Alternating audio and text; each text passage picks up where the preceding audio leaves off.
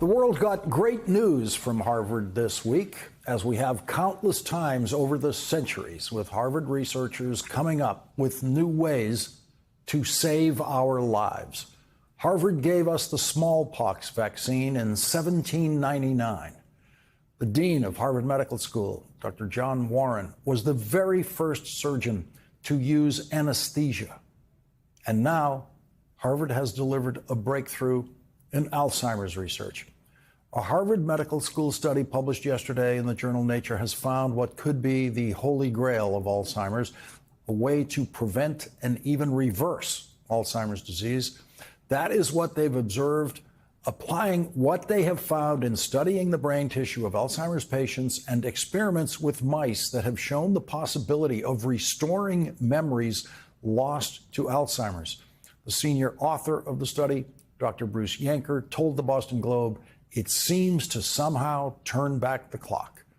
Dr. Bruce Yanker, a professor of genetics and neurology at Harvard Medical School, also told the Boston Globe that Donald Trump terminated the federal grant supporting his research.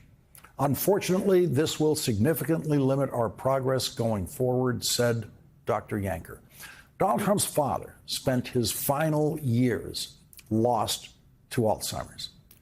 Donald Trump, who shows possible early signs of that damage, might spend the final years of his life crushed by Alzheimer's. And Donald Trump has decided that we don't need any more Alzheimer's research because Donald Trump has decided that Harvard University is his personal enemy.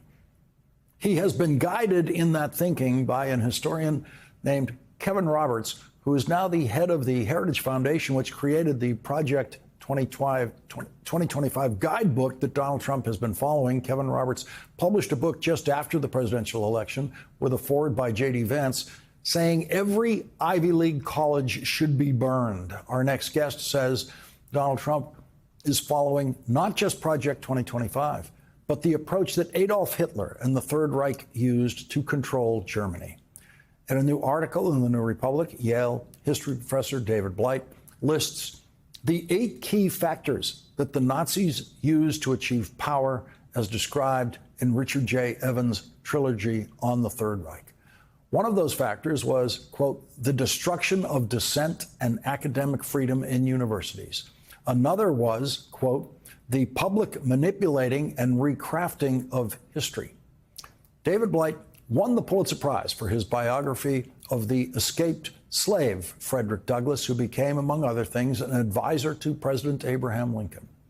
Many of David Blight's other books, including A Slave No More, include invaluable details about the most cruel period of American history that Kevin Roberts wants to rewrite now in a way that would soothe Donald Trump's flawless ignorance of American history. It seems that David Blight's scholarship and Kevin Roberts' scholarship once overlapped at the turn of the century in 1999, when Roberts earned his PhD in American history with a dissertation titled Slaves and Slavery in Louisiana, The Evolution of Atlantic World Identities, 1791 to 1831.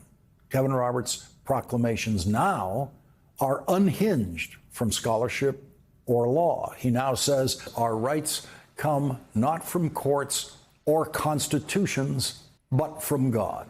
David Blight now believes it's time for historians to leave their libraries and their classrooms and publicly, strongly defend history itself. Professor Blight writes, these assaults on history have moved at a startling pace, if a bit under the radar of public attention. The Trump White House, with the assistance of Project 2025, has attacked the institutions that historians most cherish. They include the National Archives, the Library of Congress, the Smithsonian Institution and its 21 museums, the National Endowment for the Humanities, the Fulbright Fellowship Program, and the National Park Service. This is only a partial list and should also include universities themselves and public schools, which many Republicans are determined to erode or destroy. David Blight says Heritage and Kevin Roberts are Trump's history department.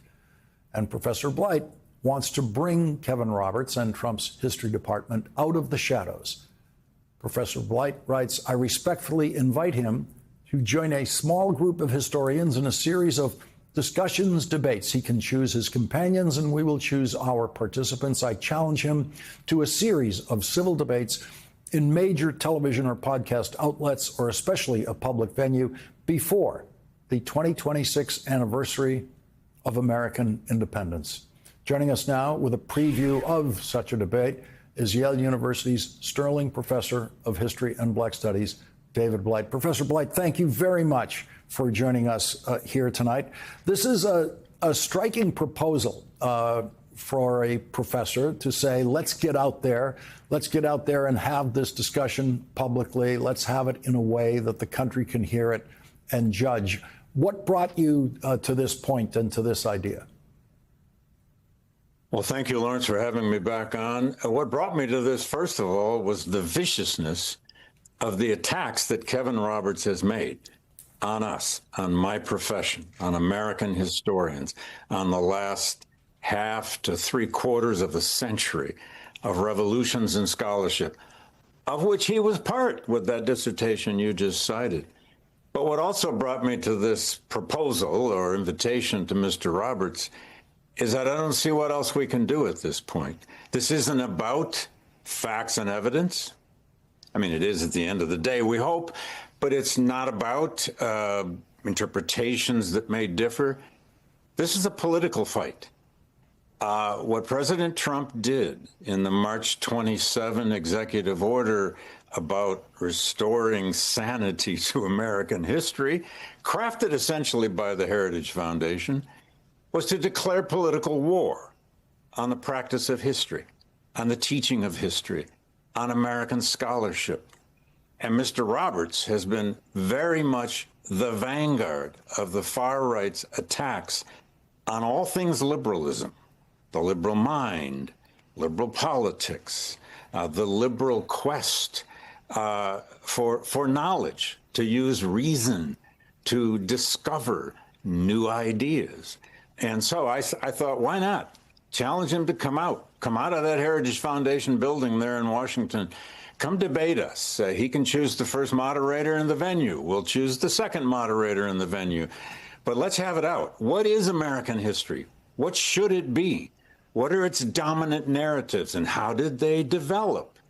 And why is it that the far right chooses so vigorously, even viciously, to attack how we understand our past?